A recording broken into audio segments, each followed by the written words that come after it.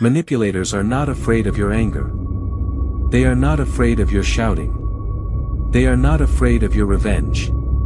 Those reactions are exactly what they feed on. But there is one thing that terrifies them more than anything else. The absolute, unshakable silence of a Stoic mind. Most manipulators make the same mistake. They look at kind people and see weakness. They mistake empathy for vulnerability, compassion for submission, patience for passivity. When someone is emotionally intelligent, willing to listen, and slow to judge, manipulators often assume they have found the perfect target. Why? Because manipulation depends on emotional access.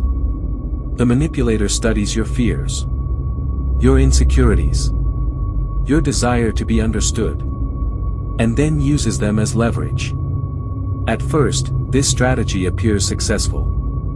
The victim explains, defends, justifies, argues, and every emotional reaction provides more information, more control, more influence. But eventually, something changes.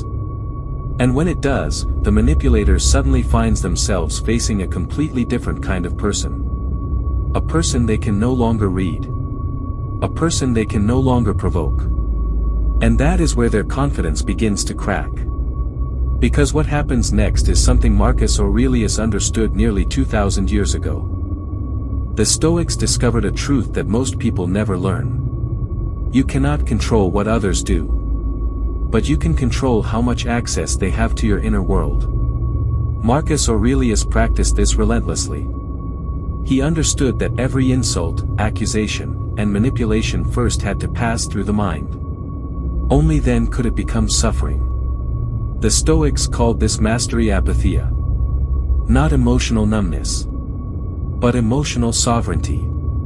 A manipulator expects a reaction. Anger, defensiveness, fear, tears, anything.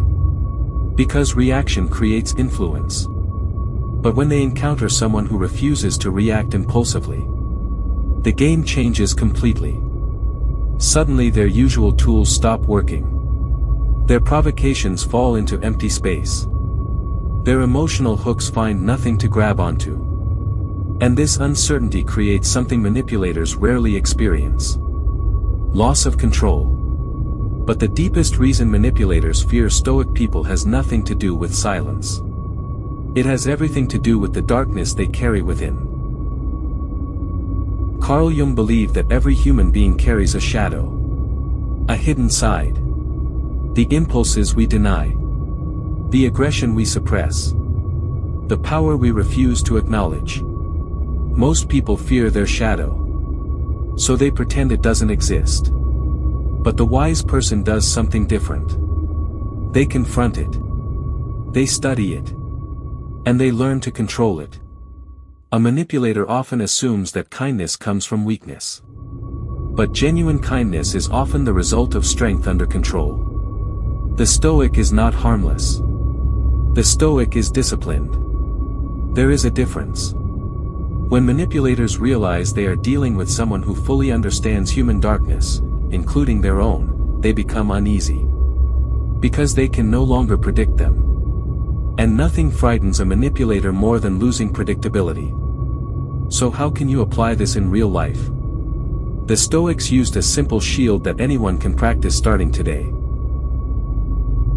The first step is the gray rock method. Become emotionally uninteresting. No dramatic reactions. No emotional fuel. No unnecessary explanations. The second step is the Stoic response delay. When provoked, do not answer immediately. Create space between stimulus and response. Even a few seconds can completely change the outcome. The third step is internal observation. Instead of focusing on the manipulator, focus on your own mind. Observe your emotions. Observe your impulses. Observe your desire to react. The moment you can observe an emotion without obeying it, you become free. And freedom is the one thing manipulators can never control. The Stoics knew something modern psychology continues to confirm. The strongest person in the room is often the quietest. Not because they have nothing to say, but because they have mastered the art of choosing when to speak.